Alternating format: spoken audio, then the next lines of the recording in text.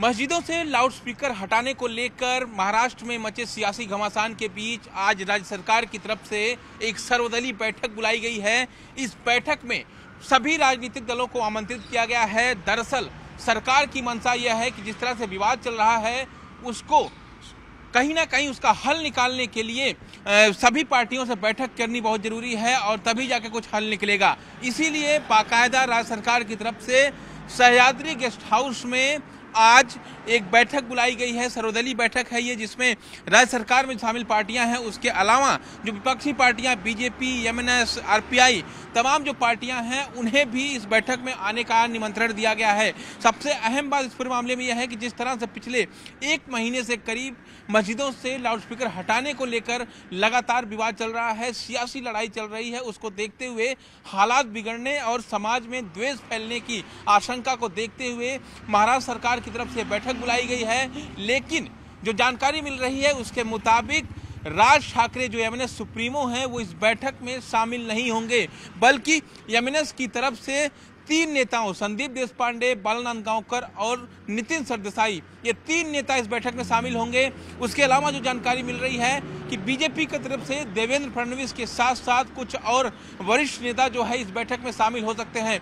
जानकारी ये भी मिल रही है कि जो बैठक होगी उसकी अध्यक्षता डिप्टी सीएम अजीत पवार और गृह मंत्री दिलीप वलसे पाटिल करेंगे। और उसके अलावा अगर सरकार की तरफ से बात करें इसमें नेताओं के शामिल होने की, तो इसमें जयंत पाटिल जो कि महाराष्ट्र सरकार में मंत्री हैं और एनसीपी के महाराष्ट्र प्रदेश अध्यक्ष हैं। इसके अलावा अगर बात करें तो कांग्रेस की तरफ से नाना पटोले सहित तमाम नेताओं के शामिल होने की संभावना इस बैठक में जताई जा रही है।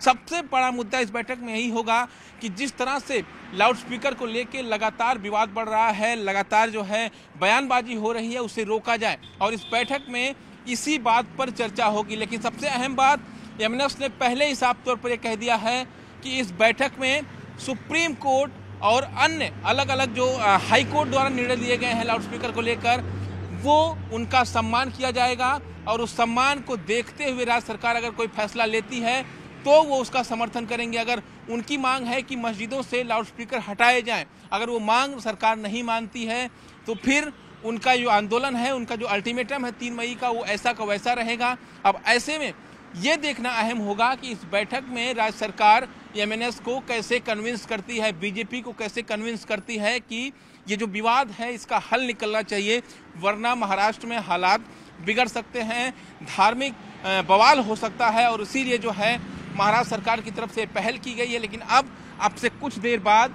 इसी सह्याद्री गेस्ट हाउस में सर्वदलीय बैठक होगी और सबकी निगाहें सर्वदलीय बैठक पर होगी, क्योंकि लगातार लाउड अजान को लेकर सियासी घमासान महाराष्ट्र में मचा हुआ है और महाराष्ट्र सरकार ये नहीं चाहती कि किसी भी तरह का धार्मिक उन्माद महाराष्ट्र में पैदा हो और इसीलिए सबकी निगाहें इस पर हैं।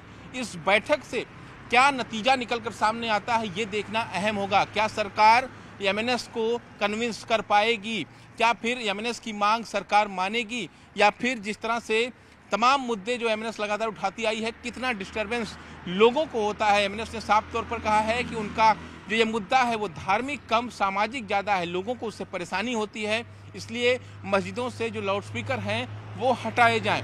तो ऐसे में साफ तौर पर देखना ये अहम होगा जब बैठक शुरू होगी अब से थोड़ी देर बाद, और बैठक के बाद क्या नतीजा निकल कर सामने आता है ये देखना अहम होगा। कैमरा आज के साथ दिवाकर सिंह, न्यूज इंडिया, मुंबई।